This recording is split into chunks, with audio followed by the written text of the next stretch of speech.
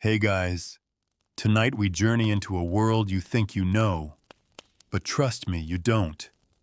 Not unless you've ever tried to sleep in a mud-walled hut with frozen toes, damp straw, and a goat snoring 2 feet from your face. This isn't the Middle Ages you see in fairy tales. This is winter. Real winter. The kind that didn't care if you were tired, poor, or one bad harvest away from chewing on boiled bark. A season so cold, so cruel, so utterly relentless, it made even strong men pray for spring, or at least a slightly less damp pair of socks. So before we go any further, take a moment to like the video and subscribe, but only if you genuinely enjoy what I do here. And let me know in the comments where you're watching from and what time it is for you right now. It's always amazing to see our strange little nighttime history club stretch across the globe. Now, dim the lights. Maybe turn on a fan for that soft background hum. And let's slip together into tonight's story. Tonight's journey. What surviving a medieval winter was really like. Now, I want you to forget castles and snow-covered feasts. Forget woolly cloaks and holly-draped banquets. Tonight, you're not royalty.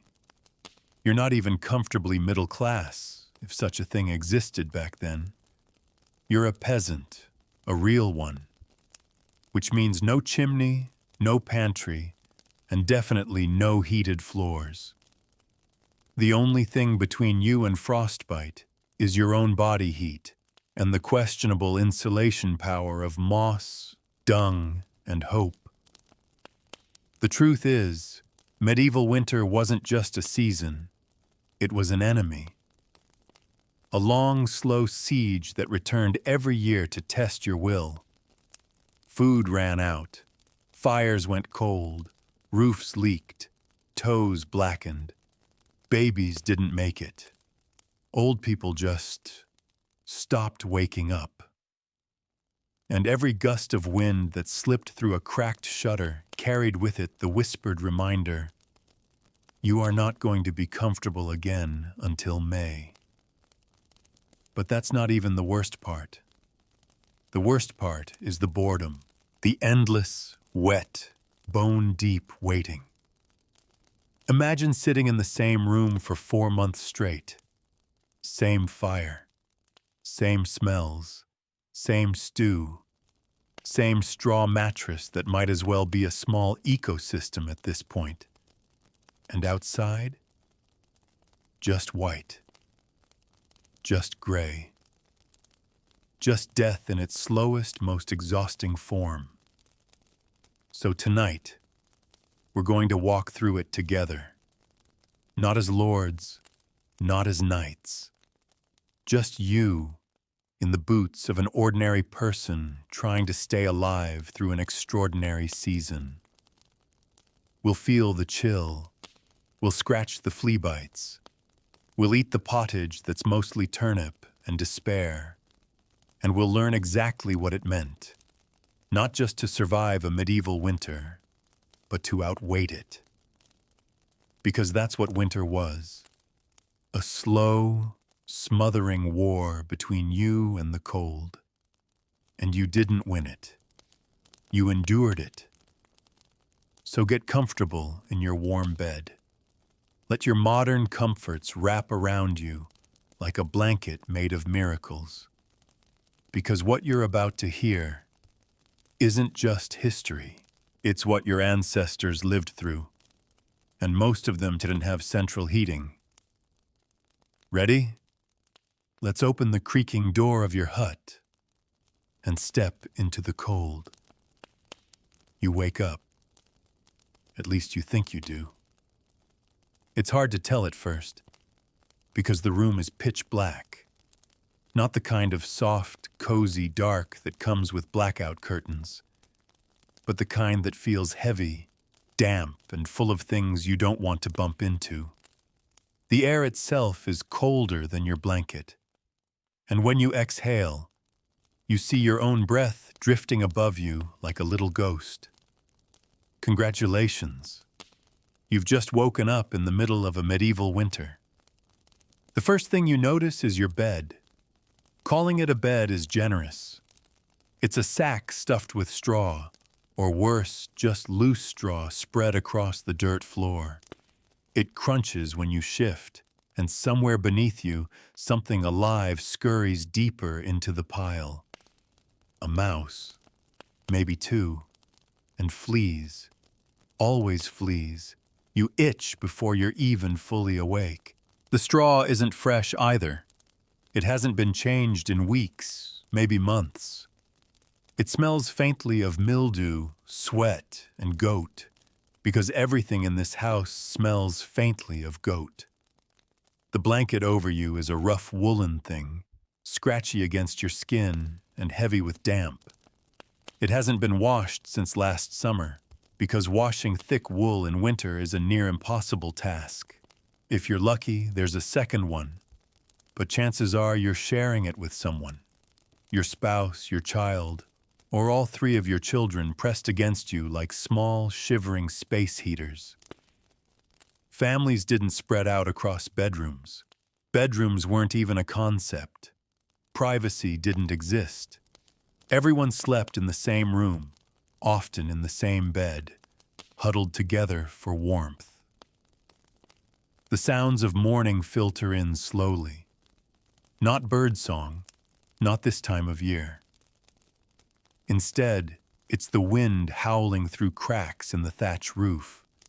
It moans and rattles, tugging at the house like it wants to peel it apart, plank by plank. Sometimes snow or sleet drifts right through the gaps, sprinkling onto your blanket, melting slowly, and soaking into the straw beneath you.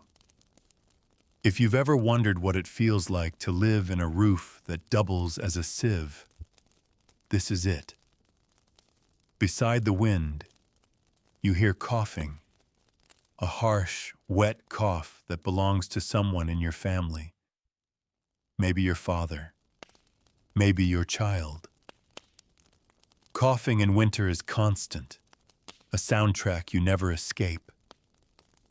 There's no medicine, no antibiotics, just a prayer that it isn't something serious, because serious usually means fatal. The smell hits you next. Smoke from the hearth, damp wool, your own unwashed body, the faint ammonia sting of the chamber pot in the corner, which nobody wanted to empty last night, when the snow was knee-deep and the wind sharp enough to peel skin. You lie there, staring into the dark, and know that at some point, someone will have to carry that pot outside, dump it near the midden heap, and hope the icy ground doesn't send them slipping into it. Getting up feels like punishment. The floor is dirt, packed, uneven, and hard as stone. In places, it's frozen, cold seeping up into your bones the moment your bare feet touch it.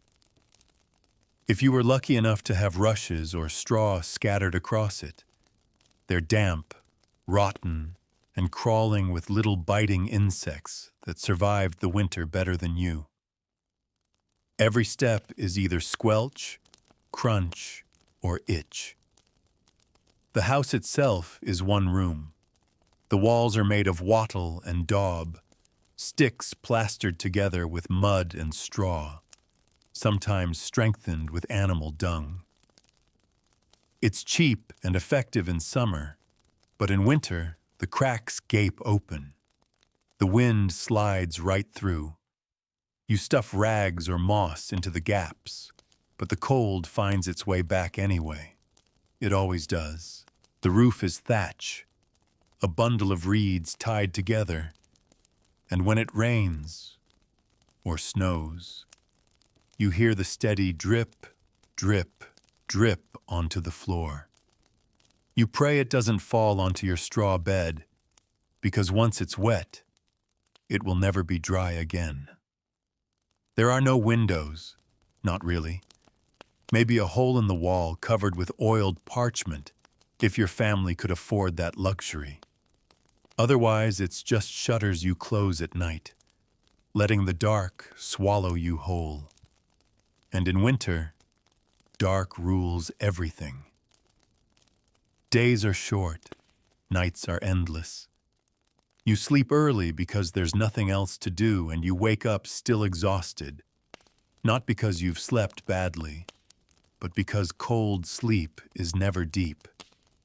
It's a half-sleep, a shivering limbo where you dream of warmth and wake to find you're still freezing. The first true sensation of the day is hunger, a gnawing, hollow ache that's become so familiar you hardly notice it anymore. Winter strips the world bare. The vegetables are gone. The fruits are gone. The meat, if you had any, is long since eaten. What you have left is grain, stored carefully from the harvest. Barley, rye, maybe oats. But it won't last the whole winter. Every morning you wonder, will it be enough? Will you make it to spring? You hear a rooster crow outside, muffled by snow, and the movement begins. Someone stirs the ashes in the hearth, blowing gently, praying the embers still live. If they've gone out, you're in trouble. Lighting a new fire from scratch is slow, painful, and risky, especially with everything damp. Most families bank the fire at night, covering it with ash to keep it alive till morning. Sometimes it works. Sometimes it doesn't. The first light of dawn creeps through the cracks, a faint grayness that reveals the room around you. Smoke-stained rafters, a soot-blackened pot hanging over the hearth, a few rough stools, tools leaning against the wall, and in the shadows, your livestock. Yes, the cow is inside. Maybe the goat, too. In winter, animals and humans share the same space, not out of affection, but necessity. Their body heat helps keep the hut a degree or two warmer, and in a world where every degree counts, you accept the smell, the noise, and the occasional pile of dung beside your bed. The cow shifts, lowing softly. You can see your breath. The straw rustles with unseen life. And you realize you're not just waking up into another morning. You're waking up into survival.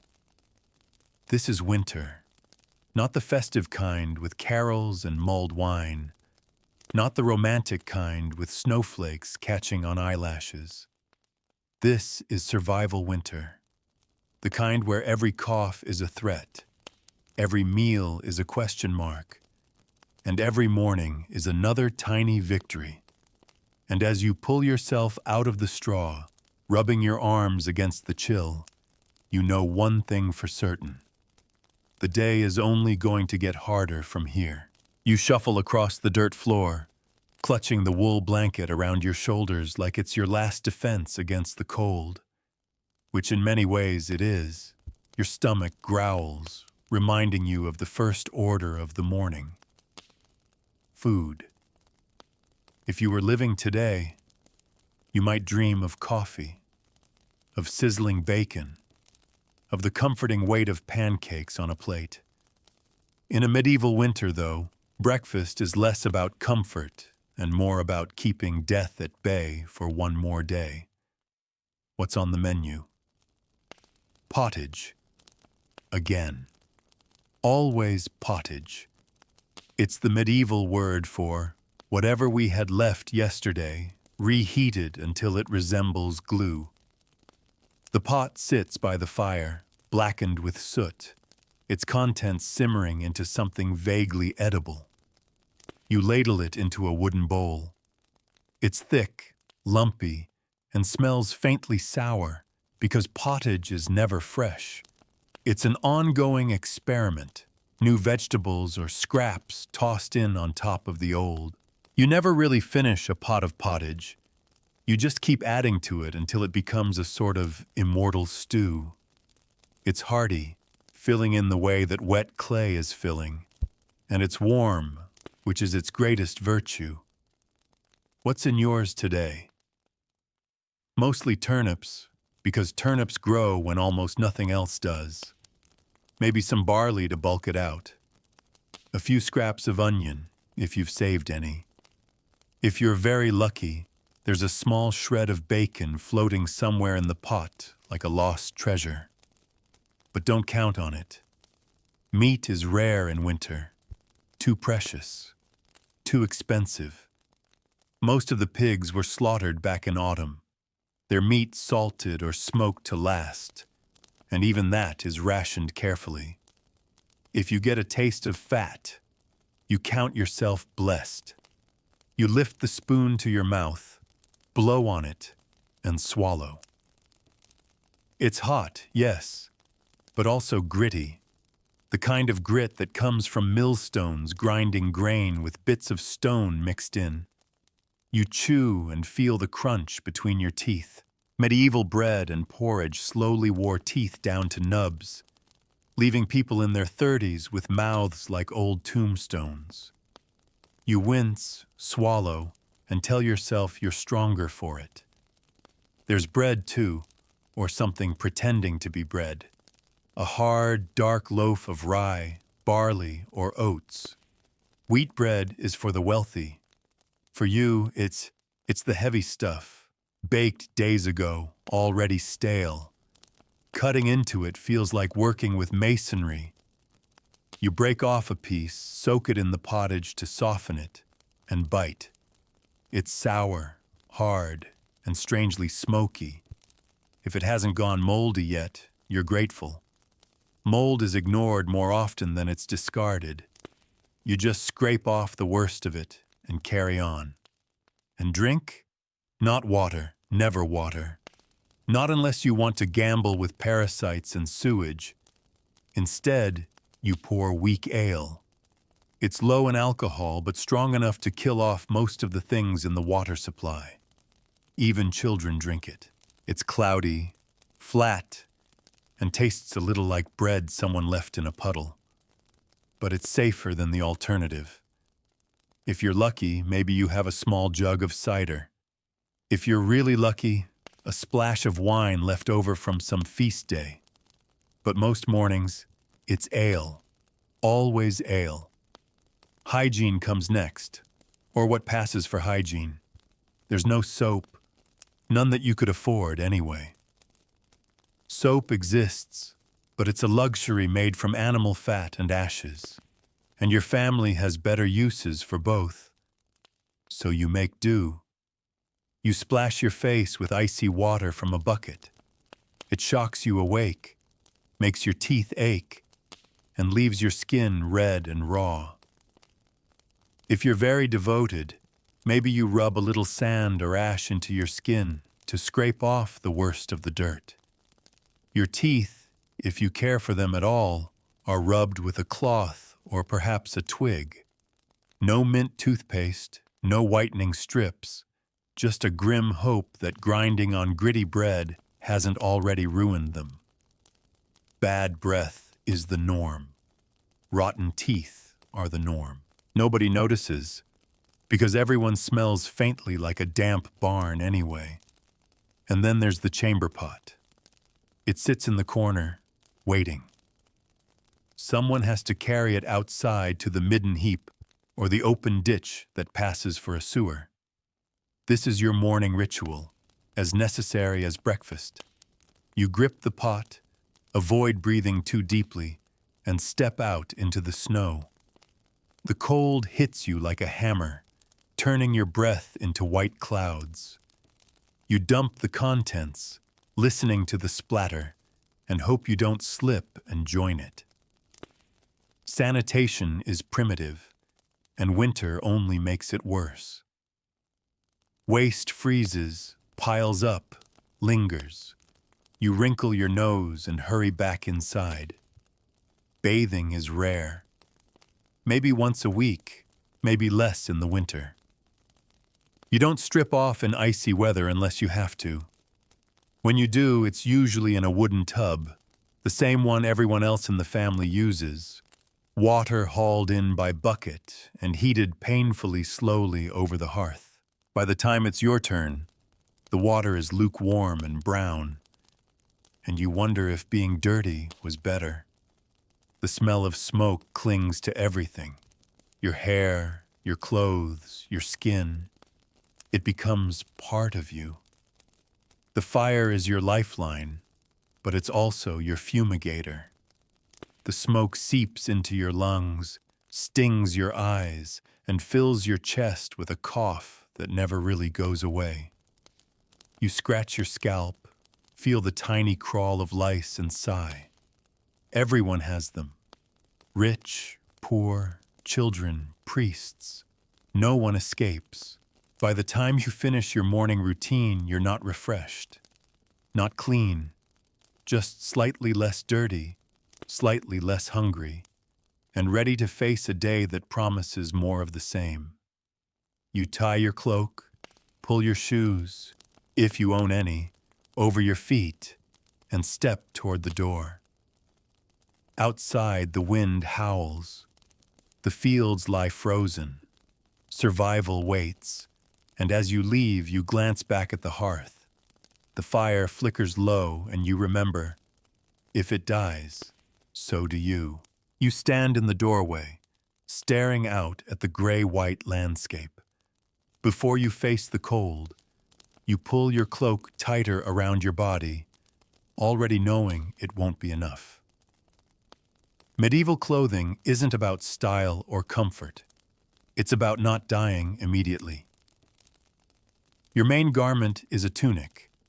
It's rough, itchy, and smells faintly of smoke no matter how many times you try to air it out. It's made of wool, hand-spun and hand-woven, dyed if you're lucky, but usually just a natural gray-brown that blends into the mud. Underneath, if you're fortunate, you have a linen shift. Thin, scratchy, and patched more times than you can count. It's your only barrier between wool and skin. Linen is cooler in summer, but in winter, it's just one more layer that never quite dries. Your legs are wrapped in hose, wool again, pulled up and tied with cords. They sag, they bag, and if you walk too far, they rub your skin raw. As for shoes, you might not have any. Many peasants trudged through winters barefoot, their soles toughened to leather by years of mud and frost. If you do own shoes, they're crude leather, stitched together from scraps, thin enough to feel every rock and icy puddle beneath you. The seams leak, the soles split, and the cold seeps in until your toes go numb. Socks, as you know them, don't exist. If you're clever, you stuff straw into your shoes for insulation, but then you carry the smell of damp grass with you everywhere. Over everything goes your cloak, your shield against the winter air. It's wool, heavy and stiff, pinned at your shoulder with a brooch or tied with a cord. If you're rich enough, it's lined with fur. If not, it's just a single layer, fraying at the edges. The cloak catches the wind like a sail, flapping and dragging, never quite closing fully around your body. You hunch into it anyway, hoping it blocks at least some of the cold. The truth is, nothing is truly warm. Wool scratches, linen sags. Linen, leather cracks. Everything is patched, mended, resewn, handed down until it's more repair than original fabric. Children wear their parents' cast-offs, sleeves too long or too short. Clothes are never thrown away. They're reworked into smaller garments, then into rags, then into nothing at all. Every piece of clothing is labor. Someone spun the thread, wove the cloth, stitched it by hand.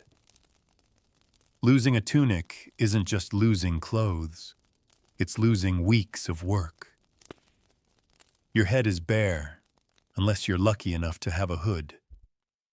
A simple cowl of wool, drooping and damp, smelling faintly of the sheep it came from. Nobles might wear hats lined with velvet or fur, but for you, the best option is pulling your cloak up and hoping your ears don't freeze. Gloves? Rare. At best, you wrap scraps of cloth around your hands, leaving your fingers stiff and clumsy. You step outside. The cold hits you instantly, cutting through every layer like knives. Your clothes are damp from yesterday's snow, and wool holds water like a sponge. The wind whistles under your cloak, around your legs, down your neck. There is no snug fit, no protective seal.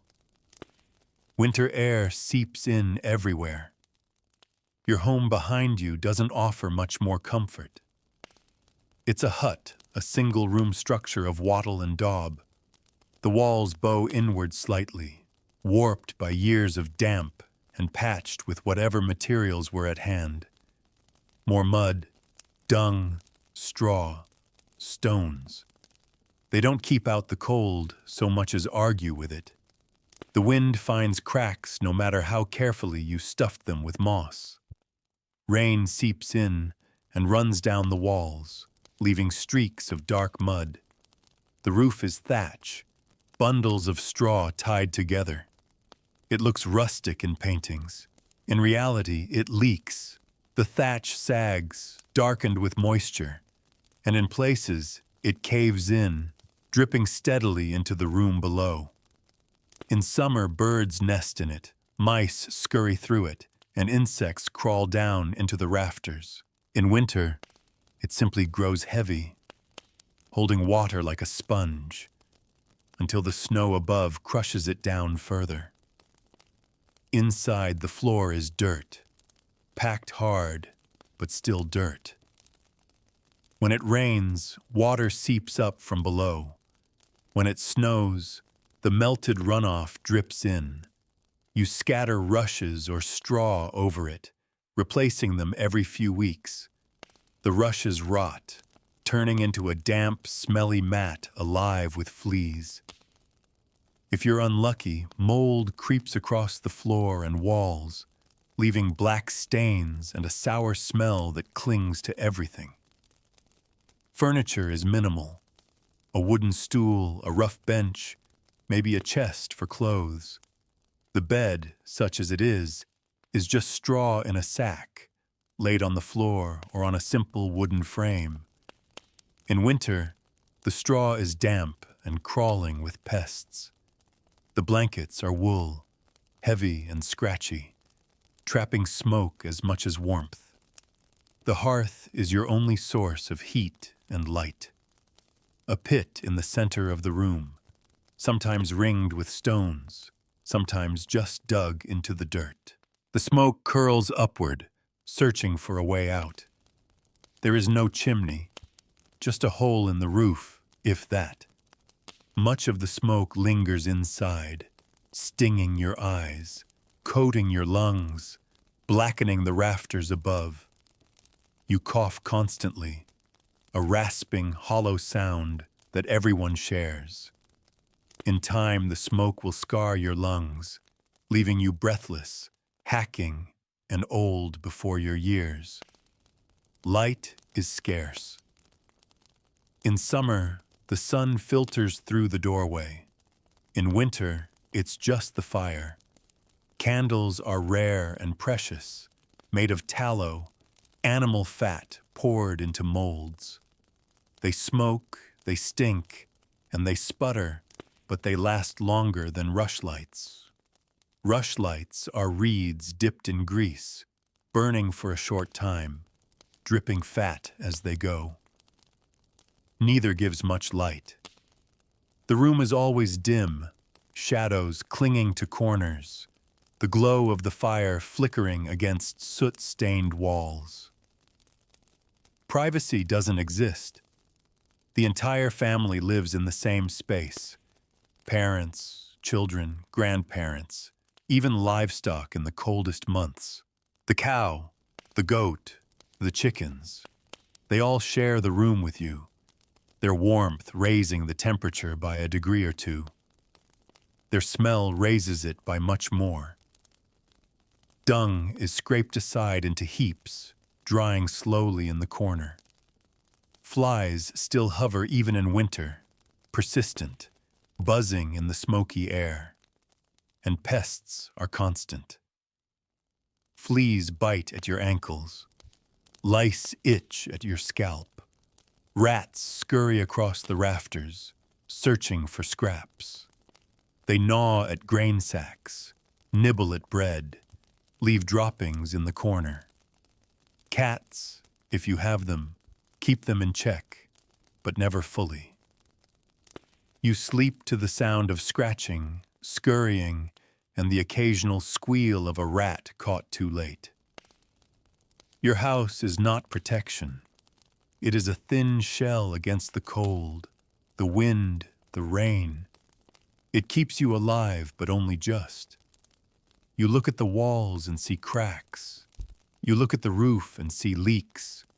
You look at the floor and feel damp. And you realize the only real barrier between you and the winter outside is your own stubbornness. So you wrap your cloak tighter, pull your hood down, and step into the day. The cold is waiting. The door groans shut behind you, and the first breath of open air feels like swallowing knives. Winter doesn't care that you layered wool on wool. It doesn't care that your cloak is pinned tight. The cold pushes in anyway, curling into your bones like smoke into rafters. But there's no staying inside. In the medieval world, work doesn't pause for weather. If anything, winter brings more labor. The harvest is over, but survival is constant. You trudge toward the fields, boots or bare feet, sinking into frozen mud. Your breath comes out in ragged clouds. The world is gray. Gray sky, gray soil, gray smoke curling from the neighbor's hut. The fields are stripped bare. Nothing left but stubble and frost. Still, there's work to do, always. The animals must be tended first. The cow, the sheep, the goat, whatever livestock your family has, their survival is tied to yours. You lead them out, or rather drag them out, to whatever pasture still shows patches of grass under snow. Most of their food comes from hay stored in the loft, but hay runs out fast. You ration it, feeding just enough to keep them alive, just enough to keep their milk flowing. A hungry cow gives thin milk. A starving cow gives none. You chop frozen water in the trough, breaking the ice with a stick or stone. Your fingers burn, then go numb. You shovel dung from the byre, piling it up to spread later as manure. The stench is sharp, but you don't even flinch anymore. You've lived with worse. Next comes fuel. Firewood is life, and life is heavy. You take the axe, blunt, splintered, but still sharp enough, and walk to the edge of the woods. The trees stand bare, skeletal against the sky. Cutting wood in winter is brutal. The axe bounces against frozen trunks. Your hands blister. Your back aches. The cold saps your strength with every swing. But without wood, there's no fire. And without fire, there's no survival. Sometimes you gather peat instead, wet, dark, and heavy, dug from boggy ground. You stack it in lumps to dry, though winter never lets it dry fully. Burned in the hearth, it smolders, smoky and acrid, but it burns longer than wood. If you're poorer still, you gather dung, cow dung, horse dung, sheep dung, shaped into cakes and left to dry. It burns badly, fills the room with choking smoke, but it keeps the embers alive. You carry the wood, the peat, the dung back to the hut. Your shoulders scream, your arms shake. You don't complain. No one complains. Work is not optional. Work is survival. And then there's repair. Fences sag, roofs leak, walls crumble. Winter tears at everything, and it's your job to keep it standing. You patch holes with mud, with straw, with dung mixed to a paste. You lash loose thatch tighter with rope.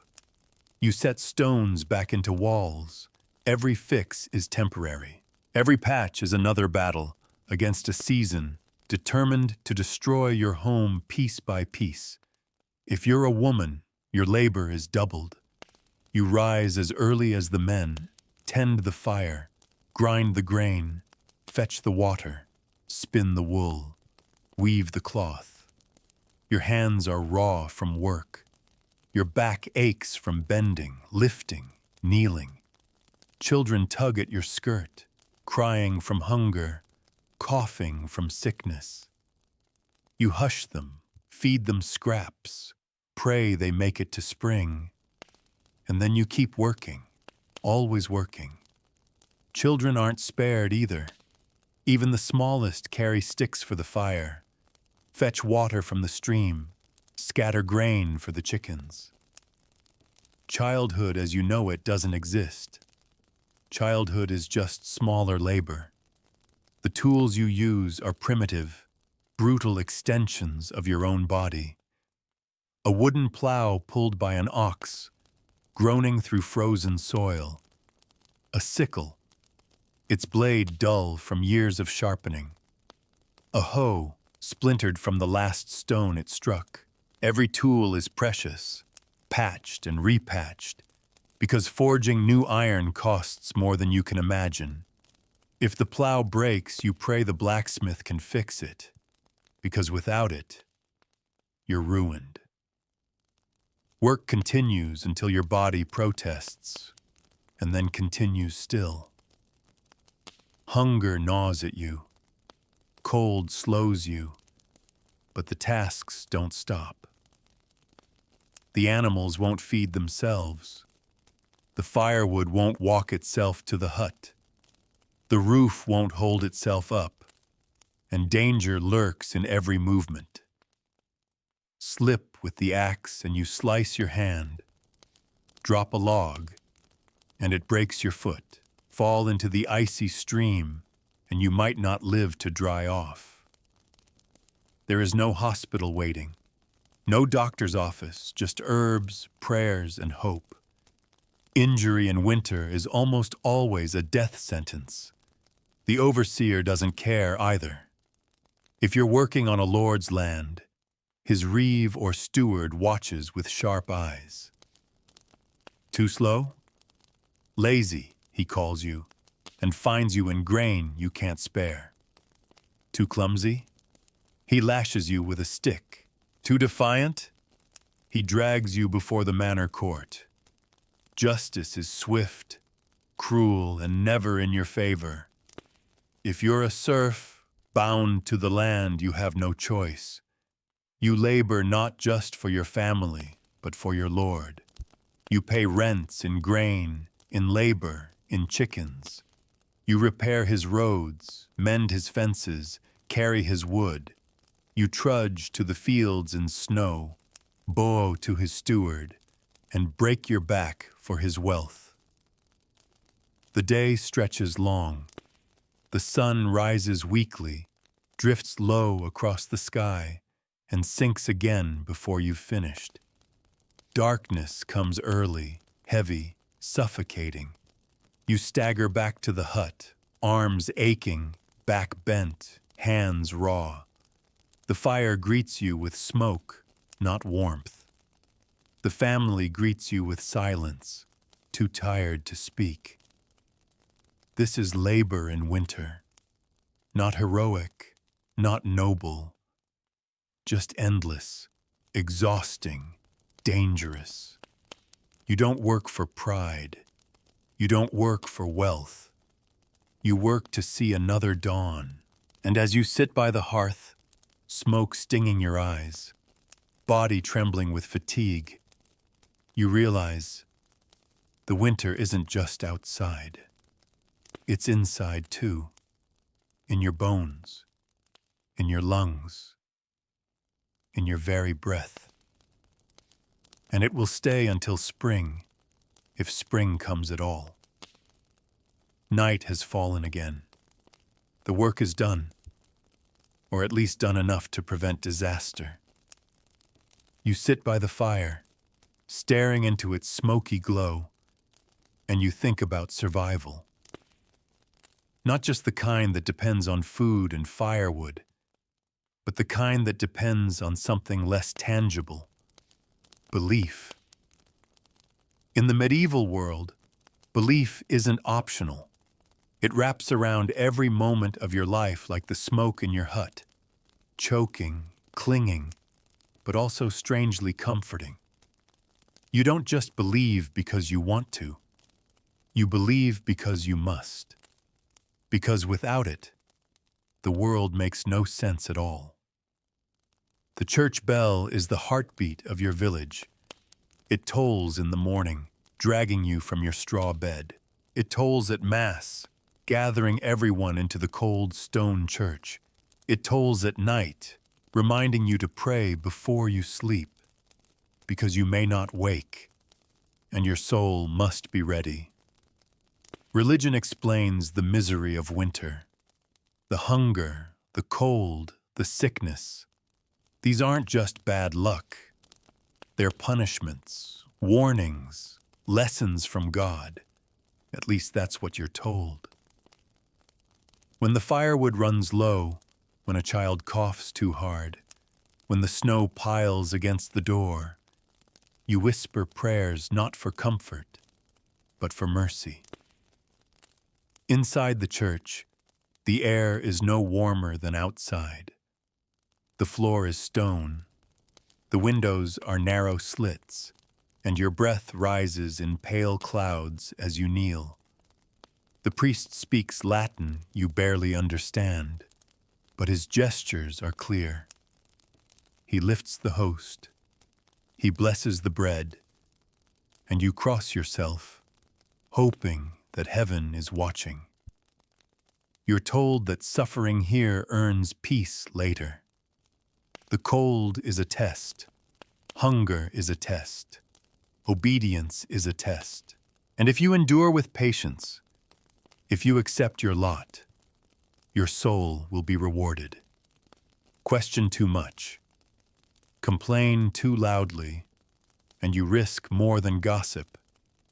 You risk damnation. But religion isn't the only force guiding your steps. Superstition lingers everywhere, woven into daily life like hidden threads.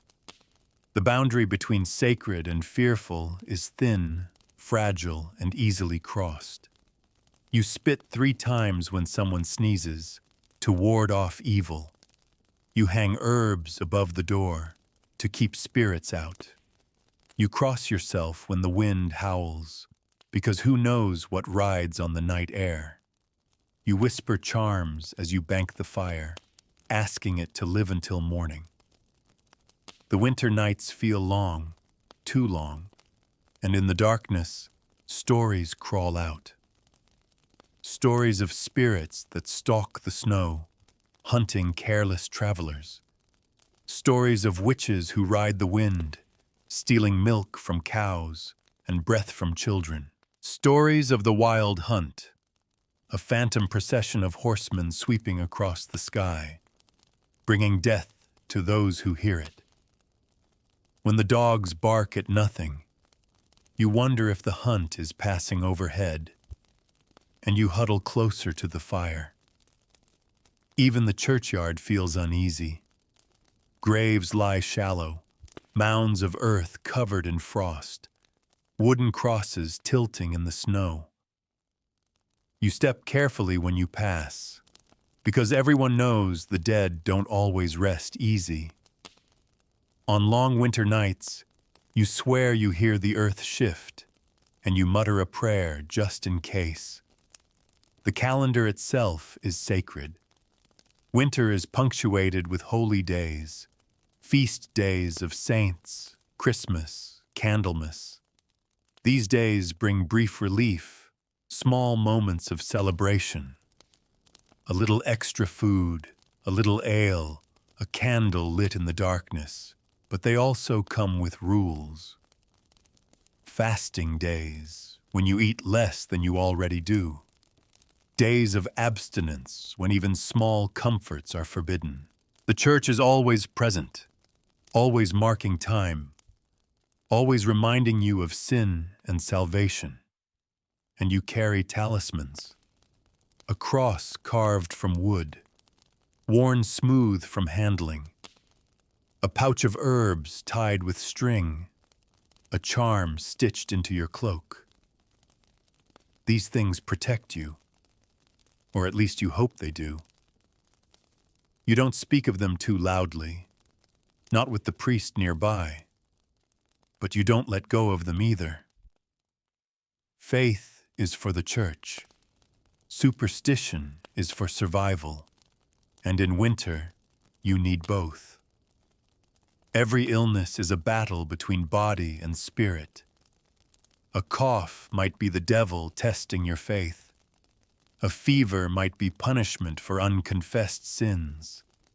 You pray, you light candles, you sprinkle holy water if you can get it. If that fails, you turn to charms and whispers. Maybe the neighbor knows a herb. Maybe the old woman at the edge of the village knows a spell. You don't ask too many questions. You just want the sickness to break. Dreams, too, carry weight. You wake in the night, sweating, heart pounding, and you wonder what it meant. Did you see a saint? A warning? A sign? Dreams are omens, and you whisper them to the priest, or sometimes just to your neighbor. Maybe they mean nothing. Maybe they mean everything. And every night, before you close your eyes, you pray always. The words come easy, learned since childhood. If I should die before I wake, I pray the Lord my soul to take. You don't say it because it's sweet. You say it because death waits in every corner of your hut, on the floor, in the straw, in the air. You might not live till morning, but your soul, you hope, will be spared. Belief doesn't make winter easier. It doesn't make the pottage richer, the fire warmer, the hut stronger. But it gives shape to the suffering. It tells you the misery means something, that it's not just cruelty, not just chaos, that someone is watching, even if it's only to judge. So you cling to it. Religion, superstition, charms, prayers, they're not luxuries. They're as essential as firewood. Because without them, winter would be unbearable. And as you lie back on your damp straw bed, scratching at lice, pulling the wool blanket over your head, you whisper a prayer you've whispered 1,000 times. Not for comfort, not for joy, but for survival. And in the darkness, with the wind howling outside, you wonder if anyone is listening. The day drags on, hunger always tugging at your belly. You ate in the morning, if you can call it eating, but that was only to wash death off until noon. Now, as the sun crawls lower in the sky, your thoughts turn again to food. Meals in winter are less about nourishment and more about endurance. Each one is a gamble. What's left in the larder? How long can it last? And will it kill you before it feeds you? At midday, you hunch near the hearth again. The same pot still hangs there, black with soot. Pottage, of course. Always pottage. This time, it's thicker, gloopy, congealed from sitting since morning. You stir it with a wooden spoon, the steam rising, sour and sharp. You scoop out a portion and slurp it quickly, because if you don't, someone else will. Sharing is noble in theory, but survival makes saints scarce. Sometimes instead of pottage, you get bread. Not the golden loaves you know today, but heavy black bread made from rye or barley. It's tough, sour, and speckled with grit. Bite down wrong, and you feel your teeth shiver like cracked stone. You gnaw anyway, because it fills your stomach, even if it doesn't comfort you. Spoilage is always lurking.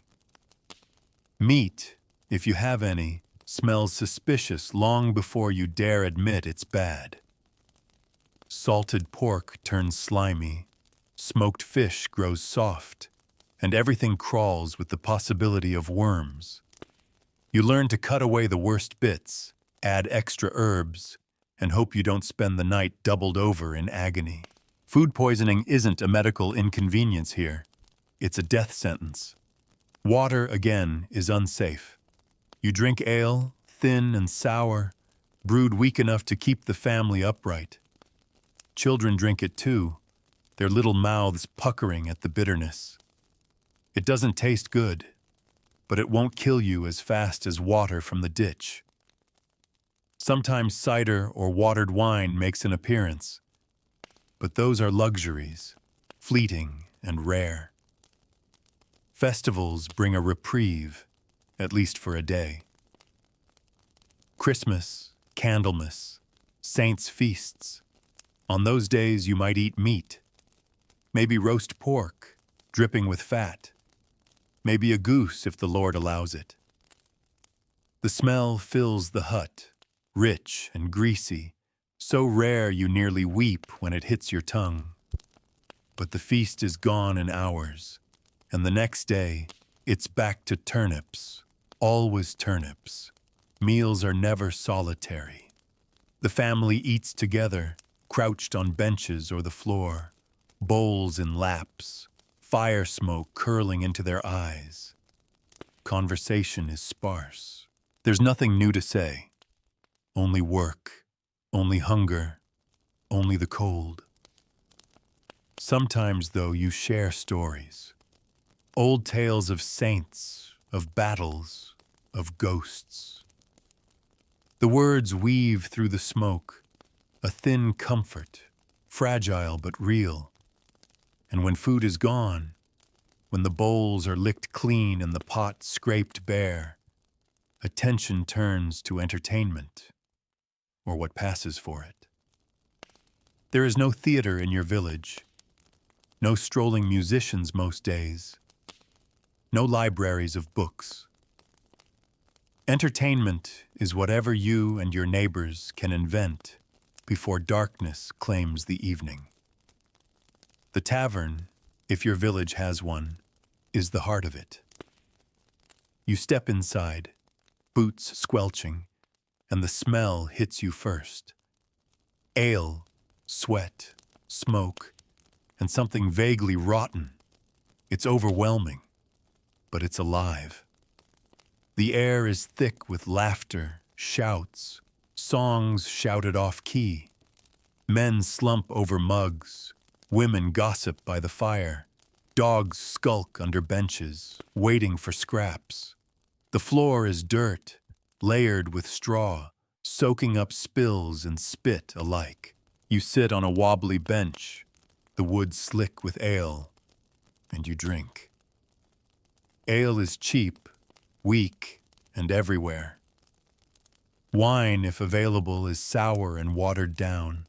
Spirits almost non-existent, but the drink isn't for taste, it's for forgetting. For blurring the cold and the hunger, for numbing the aches of work.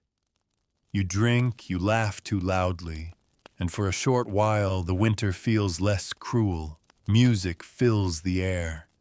Not polished instruments, but fiddles, flutes, and drums made from skins. A bard might sing a tale of heroes and saints, or a bawdy song about a miller's wife. The crowd jeers, cheers, claps, and stomps their feet in time. You join in, shouting until your throat burns, laughing until you cough. Markets bring entertainment too, though they are dangerous in winter. Stalls line the muddy square, merchants shouting about fish, cloth, or cheap trinkets. Crowds gather, gossip buzzes, and pickpockets slip silently between elbows. A juggler might toss stones in the air. A puppet show might gather children.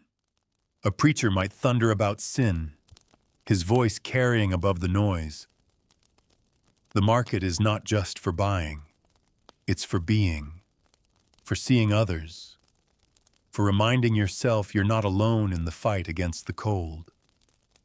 Festivals go further.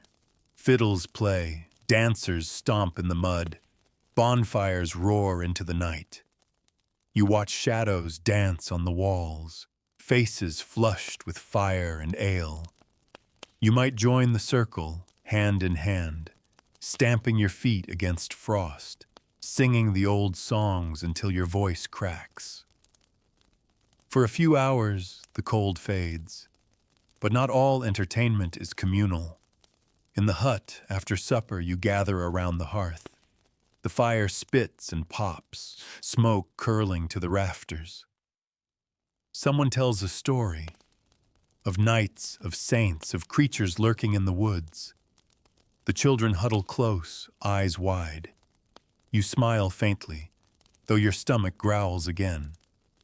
For a moment, the story warms you more than the fire. And then there are games. Dice carved from bone, tossed onto the dirt. Cards don't exist yet, but dice, boards, and riddles do. You wager scraps, favors, maybe a drink of ale.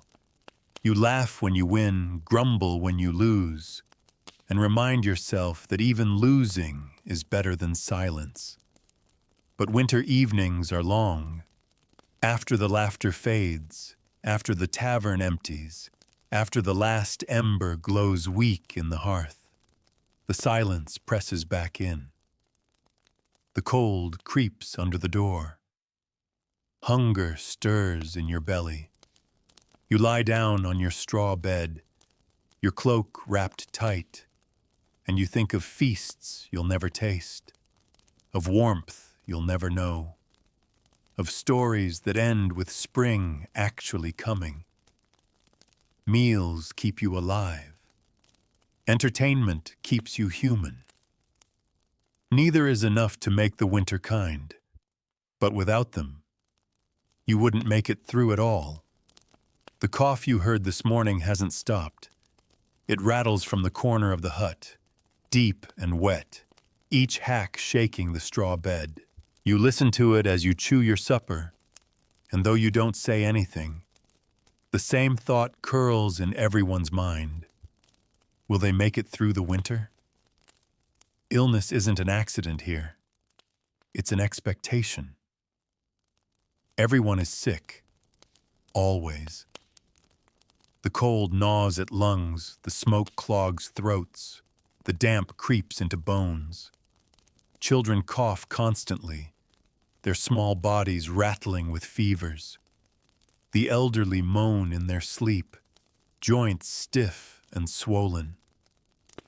You wake in the night with your own throat raw, wondering if it's just smoke or the start of something worse. There is no escaping disease. The hut is crowded, damp, and smoky. Germs, though you don't know that word, pass from one mouth to another like secrets. A single sneeze can move through a family, then a village until half the people are hacking in unison. You call it bad air, curses, punishment from God. Whatever the cause, the result is the same. Weakness, exhaustion, fear. Some sicknesses are ordinary. Coughs, fevers, aching stomachs. Others are terrifying. Influenza, pneumonia, dysentery. A single winter illness can wipe out half a household. If you're unlucky, the dreaded plague rolls through. Black swellings, fevers, sudden death. You've heard of whole towns emptied in weeks. Even when the plague isn't near, you never quite stop waiting for it. When illness comes, what do? You pray first, always. Candles lit at the church, whispered pleas to saints. Saint Roche for plague, Saint Apollonia for toothaches, Saint Blaise for throats. You clutch charms, cross yourself, and beg heaven for mercy. And if prayers don't work, you turn to medicine, or what passes for medicine. Herbs are the first defense. A bitter tea made from willow bark for pain. Sage for a cough. Garlic hung around the neck to ward off fevers. Onion poultices slapped on chests to draw out sickness. Sometimes it helps, sometimes it doesn't. The line between healing and superstition is blurred, and you don't question it too much. Then there's bloodletting. The local barber surgeon sharpens his knife, ties a rag around your arm, and opens a vein. The bad humors, he says, must be drained. Your strength flows out in dark rivulets, leaving you pale and faint. Sometimes you improve, sometimes you don't. Sometimes you bleed too much. But this is medicine. This is care. Cupping, too. Heated glass or horn pressed against your skin until it sucks up flesh, raising purple blisters. Or leeches, their slick bodies wriggling as they cling, drinking what's supposed to be poison in your blood. You grimace, you endure, because there is no other choice. Charms are common. A small cross hung around the neck, a parchment prayer folded into a pouch, herbs stuffed into a pillow, sometimes even stranger cures, powdered toad, dried fox lung, the ashes of a burned owl. The line between remedy and ritual is thin, and you cling to both with equal desperation. But death doesn't care about your charms. It waits in the corner of the hut, in the shadow of the hearth, in the rattle of your neighbor's cough. Death in winter is constant, hovering, always just close enough to touch. You see it in the children, their bodies wasting from hunger and sickness, eyes too big for their faces. You see it in the old, their hands trembling, their breath shallow. You see it in your own cracked skin, your yellowed teeth, your fingers raw and swollen from cold. Every pain could be the start of the end. Every fever could be the last. Funerals are common, routine.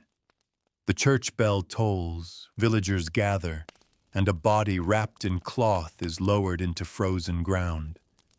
The priest speaks words of comfort, but the truth is plain. Winter takes its toll. If the food doesn't run out, the fire does. If the fire holds, the sickness spreads. If the sickness doesn't kill, an accident might. Life is fragile, brittle as ice, and yet you endure. You have to. Fear of death is constant, but it doesn't stop the chores. You still chop wood, tend animals, stir pottage. You live in the shadow of mortality, but you live all the same. Perhaps that's the greatest defiance of all.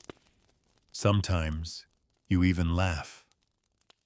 Even with death so near, you laugh at a neighbor's story, at a drunk's stumble in the tavern, at a child's silly game. The laughter feels sharper, brighter, because you know how fleeting it is. At night, as you lie on your straw bed, you hear the cough again. You smell the damp, the smoke, the sickness. You pull the blanket tighter and whisper a prayer, not just for yourself, but for everyone in the room, that they'll wake tomorrow, that you all will. But deep down, you know the truth. In a medieval winter, waking up at all is never guaranteed. You shift on the straw, listening to the breathing in the dark. Every shape in the hut is family. Your world shrunk to this single smoky room. And here in winter, the weight of survival presses hardest on women and children. If you're a woman, your day begins before the sun. Always. You stir the ashes in the hearth, praying the embers still glow. If they're dead, you curse under your breath, because starting a fire from scratch is misery. You feed the animals, fetch water from the frozen stream, grind the grain with a heavy stone. The rhythm of your life is grinding, hauling, mending.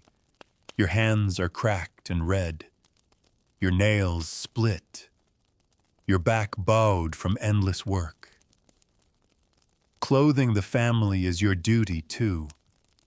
You spin wool into thread, weave it into cloth, patch garments until they're more stitch than fabric. Every child's tunic is cut down from an older one, sleeves shortened, hems raised, until the fabric falls apart completely. Then it becomes rags. Nothing is wasted. Nothing can be. And childbirth, your heaviest burden.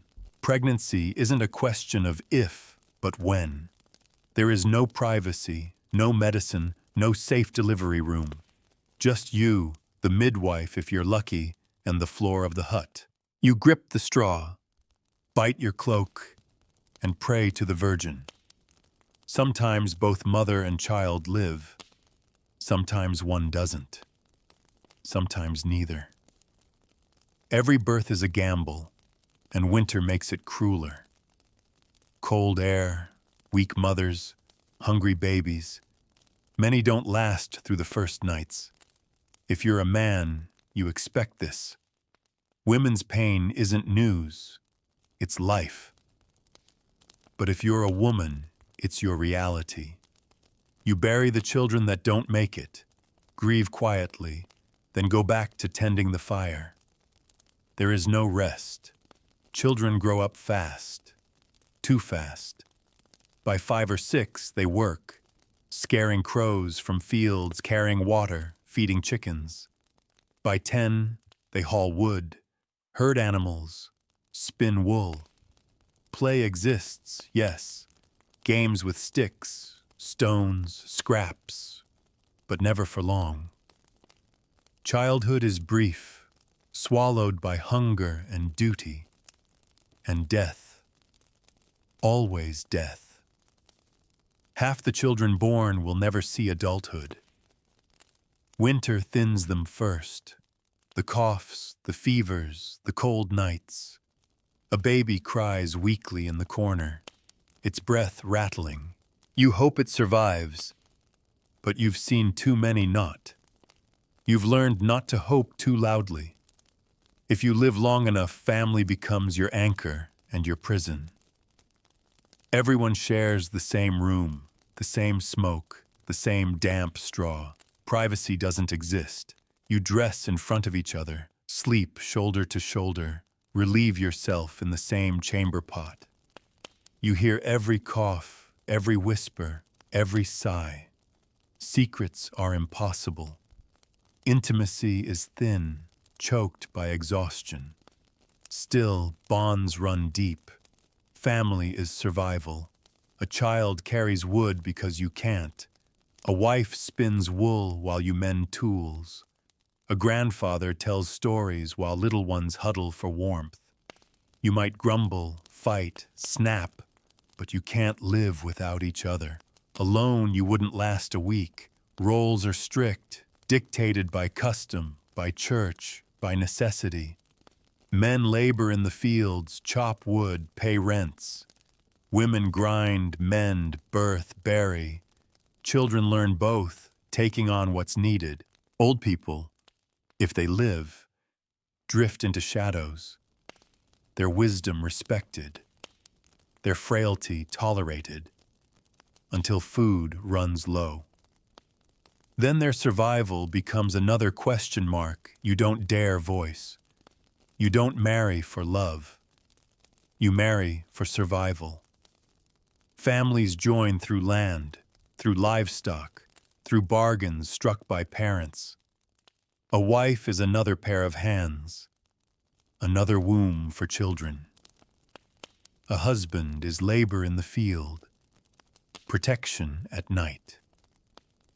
Romance, if it comes later. More often, it doesn't. You live beside each other, not because you chose to, but because you must. Yet affection survives, even in misery. A mother croons to her child, humming over the crackle of the fire. A husband shares the last piece of bread with his wife, even if he pretends he's not hungry. Brothers and sisters curl together in the straw, whispering before sleep. Love exists. It's just quieter, harder, worn thin by hunger and cold. And family is fragile. A single bad winter can scatter it. If a father dies, the family sinks. If a mother dies, the children follow. If too many children die, the hearth feels empty, the future uncertain.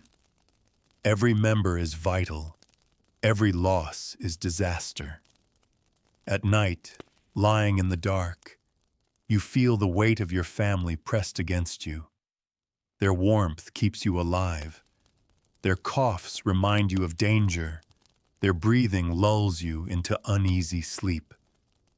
You are never alone, for better and worse.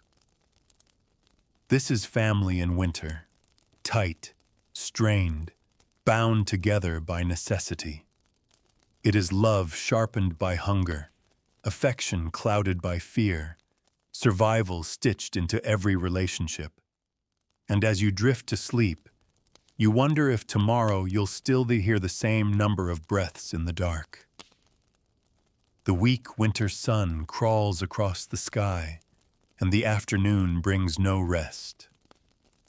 You've eaten your thin stew, maybe gnawed on a piece of bread, and now the work continues.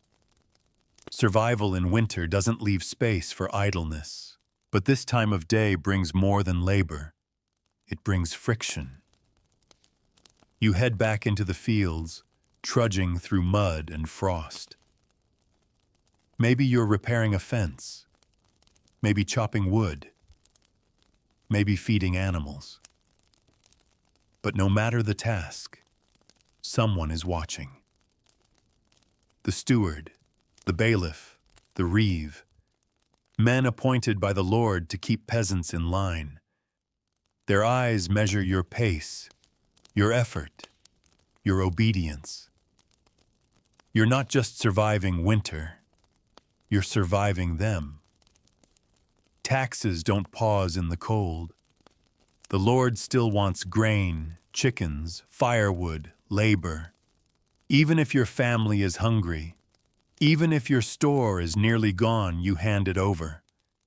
The steward doesn't care about your stomach. He cares about his Lord's. Fail to pay, and punishment comes quickly. A fine, a beating, maybe confiscation of your animals. Your cow, your goat, gone. Your family, ruined. Disputes flare easily in winter. Food is scarce, tempers short, patience thin. Your neighbor accuses you of stealing wood from his pile. Another swears your chickens wandered into his yard. Someone claims you borrowed a tool and didn't return it. Maybe you did, maybe you didn't. It doesn't matter. The reeve calls you before the manor court. where justice is whatever suits the Lord best. The punishments are swift, brutal, and public. For theft, a whipping. For repeated theft, a hand chopped off. For gossip, a fine. For blasphemy, the stocks. You've seen neighbors tied to the village post, hands bound, their faces red as people jeer, throw mud, or worse. It isn't just humiliation, it's a warning. The winter doesn't forgive weakness, and neither does the law. Violence simmers beneath everything. Fights break out in taverns, fueled by ale and frustration. A shove, an insult, and suddenly knives are drawn. Someone stumbles into the mud, bleeding. The fight ends when one side can't stand anymore, and the loser may never rise again. No constables rush in to stop it. The crowd watches, shrugs, carries on drinking. Life is cheap. Bandits haunt the roads too. Desperate men with nothing left to lose, hiding in the woods, waiting for travelers. If you walk to the next village, you risk an ambush. They take your cloak, your food, maybe your life. The Lord's men claim to patrol, but rarely. After all, they have their own bellies to fill, and a dead peasant isn't their concern. And then there's the church court. Less violent, but no less frightening. A whispered accusation. Witchcraft, heresy, disrespect to a priest. And suddenly you're kneeling before men in robes. They question you in words you barely understand, their eyes sharp, their patience thin. Even if you're innocent, you fear the punishment. Fines, penance, public shame. In the worst cases, worse than shame. Women are particularly vulnerable. A quarrel with a neighbor, a failed birth, a cow that won't give milk. Suddenly, whispers start. She's cursed. She's a witch. Maybe someone claims they saw you muttering charms over herbs, or lighting a candle on the wrong day. Truth doesn't matter. Fear does. One wrong glance and you find yourself isolated, shunned, condemned. Even children aren't safe. A boy steals bread and he's beaten in the square. A girl disobeys and she's shamed before the parish. Authority is everywhere. Mercy is nowhere. And justice isn't equal. A nobleman can strike you, cheat you, even kill you, and nothing happens. A peasant raises a hand against a noble, and the gallows await. You live in a world where law is not protection. It's a weapon, and you're always on the wrong end of it. Still, there are small acts of rebellion. A bundle of wood hidden under your cloak. A handful of grain stashed in a pocket. A muttered curse when the reeve's back is turned. Tiny victories. Scraps of defiance, invisible but vital. You don't win against the system. You survive it. The afternoon fades. Your muscles burn. Your back screams. You return home, shoulders hunched, praying no one accuses you of stealing today. No overseer decides you're lazy. No neighbor blames you for his own hunger. Conflict is everywhere, and peace is fleeting. Inside the hut, the family gathers again. The fire crackles weakly. The smoke stings your eyes. You sigh, lowering yourself onto the straw, grateful the day is done. But you know tomorrow will bring more. More disputes, more overseers, more accusations. Winter is cruel, but people can be crueler. You close your eyes, listening to the wind howl outside. Somewhere in the distance, a dog barks. Somewhere closer, a man shouts. You pull the blanket tighter. You've survived another afternoon, but survival is never guaranteed. Not in winter, not in this world. The light fades early in winter. The sun barely clears the horizon before it slips away again, leaving the village swallowed by darkness. Night comes fast, heavy, absolute. And with night comes fear. Inside the hut, you coax the fire to life again. It sputters and spits, smoke curling upward to sting your eyes. The embers glow faintly, casting just enough light to turn every corner into a shifting shadow. You sit close, too close, your knees raw from the heat while your back is still cold. The fire is your only defense. Without it, the night presses in, merciless. Candles are precious, too dear to waste. A single tallow stub might burn for an hour, its smoke thick and acrid, its light flickering weakly. You save it for prayers, for work that can't wait, for moments when darkness is unbearable. Most of the time, the fire must do and outside. You don't step outside after dark, not unless you must. The village street is unlit, muddy, frozen. Every shadow hides a threat. A thief waiting for an unguarded door. A drunk staggering from the tavern, knife in hand. A wolf maybe circling the edge of the fields. You hear them sometimes, howling at the moon, their cries cutting through the night like hunger itself given voice. Fires are constant fear. Your home is wood, thatch, straw, everything burns. One spark too high, one ember blown the wrong way, and the whole hut is an inferno. In winter, the smoke-heavy rafters are so dry they might catch in an instant. You lie in bed half asleep and wonder if tonight will be the night flames lick across the roof. Sleep itself is dangerous. The straw bed is damp, crawling with lice, itchy against your skin. You lie shoulder to shoulder with family, their breath hot, their coughs loud, their bodies pressed close for warmth. There is no privacy, no space, just a tangle of limbs, blankets, and fear. You close your eyes, but you don't sink into rest. You hover, half aware, ears pricked for danger, and danger is everywhere. A sudden noise outside, footsteps in the snow. You hold your breath, straining to listen. Is it a neighbor? A thief? A spirit? Stories whisper through your mind. The wild hunt riding across the sky, witches stalking the night, demons testing the faithful. You pull the blanket tighter, whisper a prayer, and hope the sound passes by. If someone dies in the night, it happens quietly. A child too weak, a grandmother too old.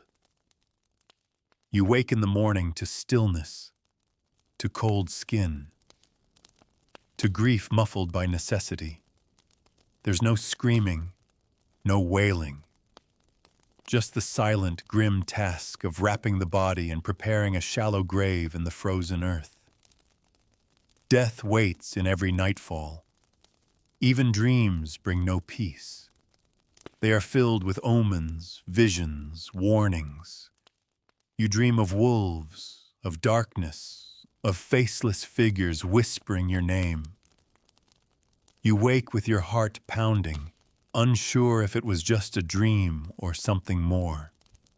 Dreams are messages, you're told, and winter makes you believe it. The silence is oppressive. No hum of machines, no glow of streetlights, No comfort of a locked door, just the wind rattling the shutters, the creak of the roof, the soft breathing of your family. And underneath it all, the gnawing fear that this night might be your last. If you do sleep, it is restless. You shift, scratch, cough. The cold gnaws at your toes, even under blankets. The smoke fills your lungs, leaving you wheezing.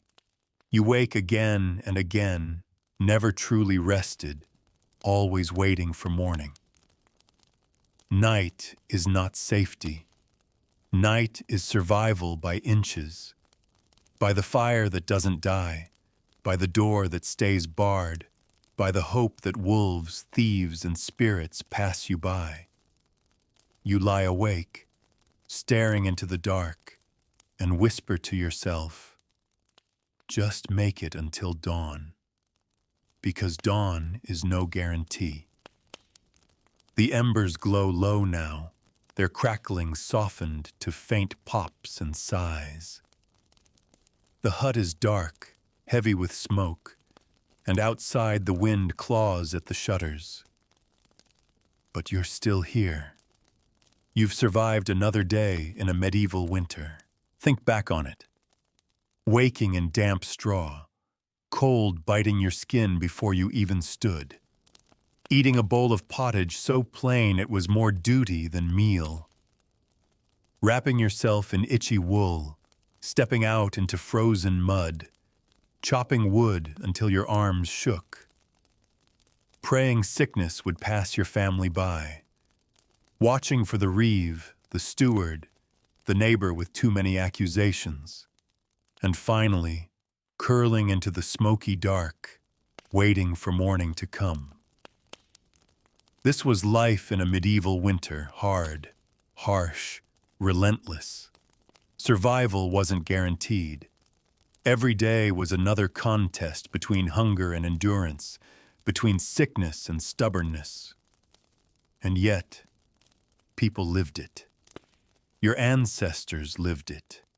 They endured the fleas, the frost, the hunger, the fear. They found ways to laugh, to love, to carry on. They told stories by the fire, sang songs in taverns, danced in festivals, whispered prayers into the night.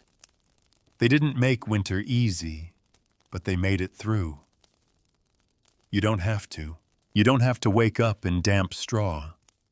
You don't have to eat bread so gritty it breaks your teeth. You don't have to trudge barefoot through snow or wonder if the cough in the corner is the start of your end. You live in a world where warmth is at your fingertips. Food waits in cupboards. Light glows at the flick of a switch. That is no small miracle. So tonight, as you lie in your own bed, soft, warm, clean, let yourself be grateful. Grateful that your roof doesn't leak, that your blanket smells of fabric softener instead of goat, that your stomach isn't gnawing at itself. Grateful in that you can rest without fear that the fire will die, the wolves will come, or your family will not wake beside you. Let the harshness of their winters make your own comfort sweeter. The hum of your fan, the glow of your screen, the warmth of your sheets, all of it is victory, a gift of centuries, bought by the survival of those who came before you. So breathe slowly now. Let the weight of this day slip from your shoulders.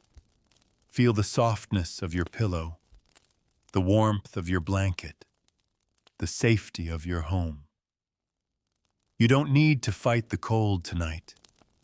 You don't need to endure hunger or smoke. You don't need to whisper prayers in fear. You can simply rest. Close your eyes. Listen to the gentle sounds around you, the quiet whir of your room, the steady rhythm of your breath. Imagine the embers in that medieval hearth fading, smoke curling upward, night finally giving way to dawn. Picture yourself walking out of that hut, leaving behind the frost, the hunger, the fear. Walking back into your own world, your own bed, your own life of comfort. And as you drift off, remember, you don't have to wake up in the Middle Ages. You don't have to survive a medieval winter. You just have to sleep. So tonight, let yourself go. Sink deeper into the warmth. Release the weight of history. Let the shadows of the past fade. And sleep well.